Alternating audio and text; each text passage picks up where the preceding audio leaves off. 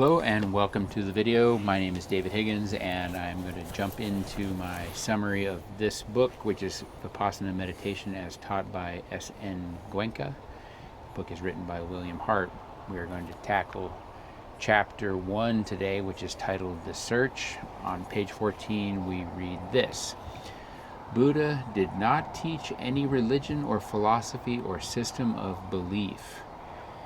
Okay, now this book, however, is definitely teaching a practice to be done daily in a state of devotion, and it is absolutely founded on a very carefully defined existential philosophy, which is taken from the texts of Buddhism.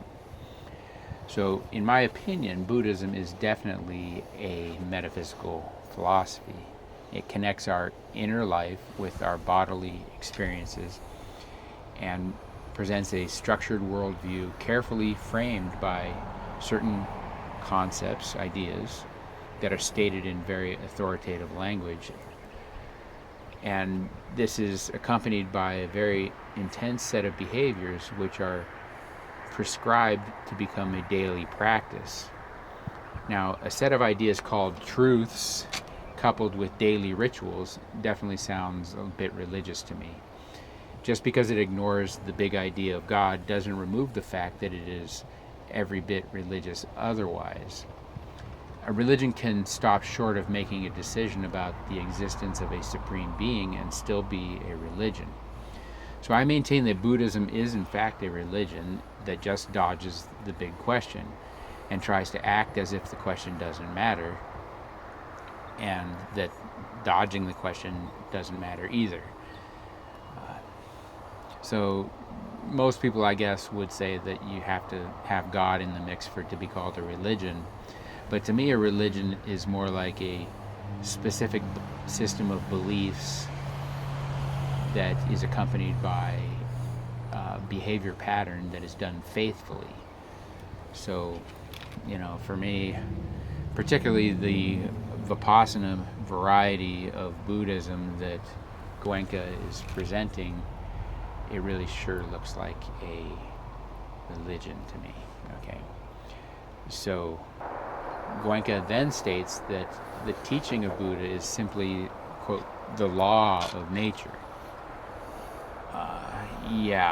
So it sounds like he's claiming that as a law, what he's presenting is absolute truth.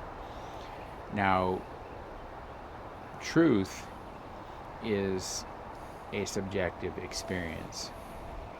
And anybody who claims to have the authority to call something a law, is, sounding a whole lot like dogma. Ideas that we have to accept just because it's attributed to Buddha.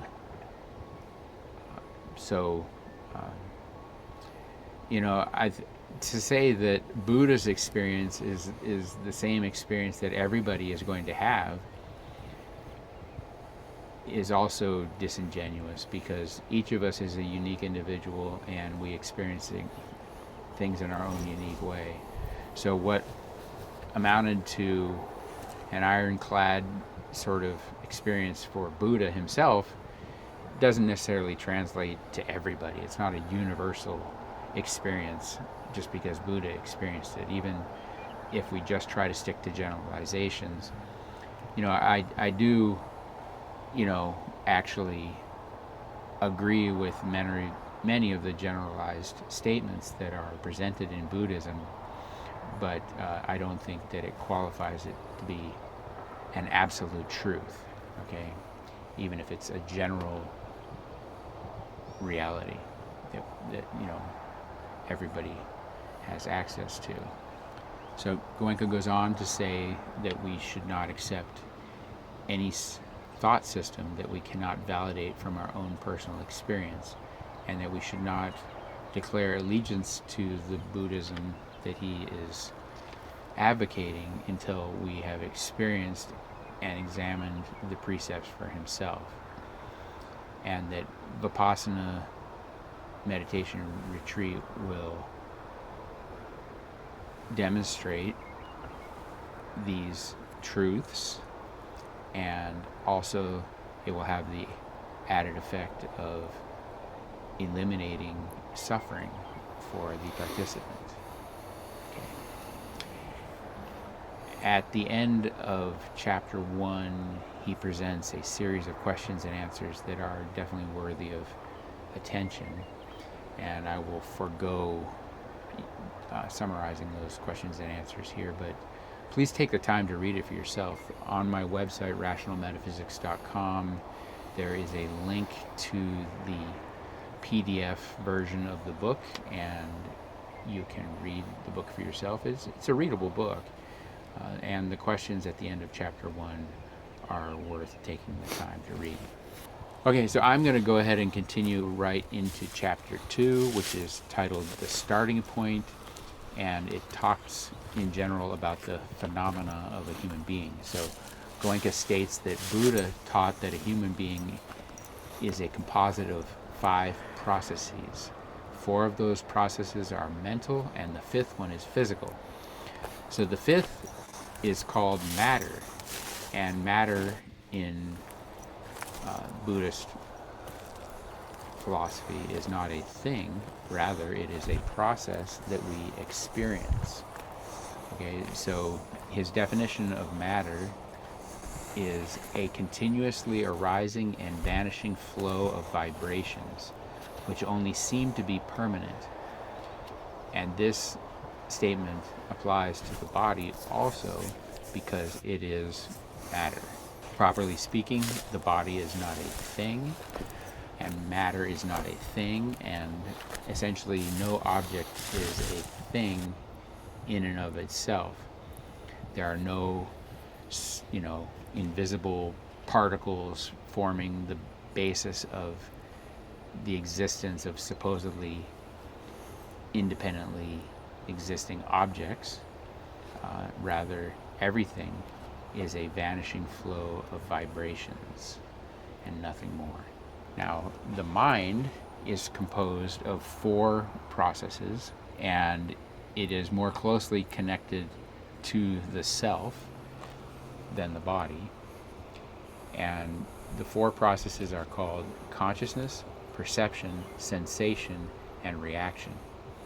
Consciousness is the receiving part of the mind.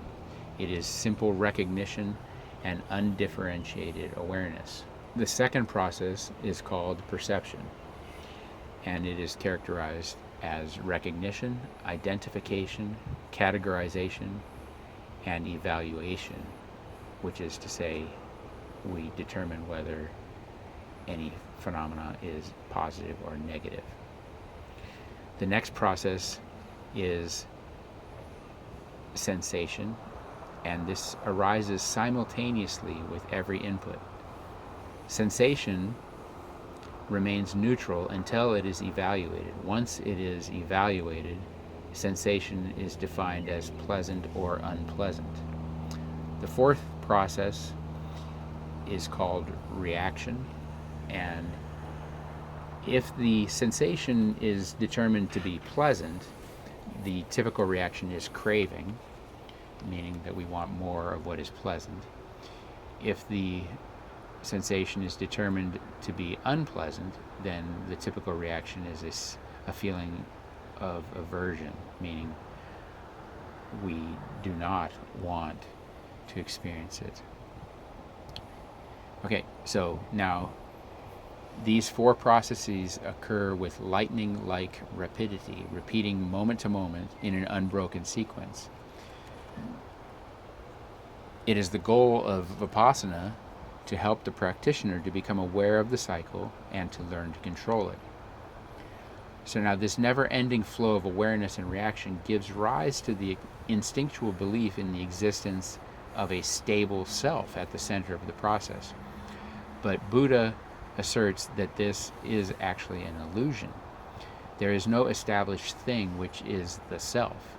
The self is nothing more than a constant but ever-changing flow of awareness and response.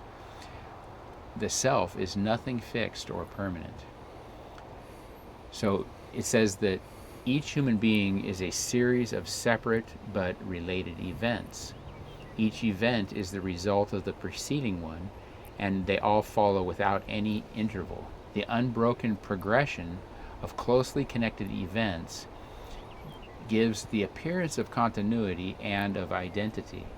But this is only an apparent reality. This is not ultimate truth. So there is no real being, merely an ongoing flow, a continuing process of becoming. External reality is a reality, but it is only a superficial one. Okay, so that is the end of chapter 2, and we will wrap this video there. Please like and subscribe and comment, and please tune in to the next chapter, which is titled The Immediate Cause of Suffering. All right, thank you for listening, and I'll see you later.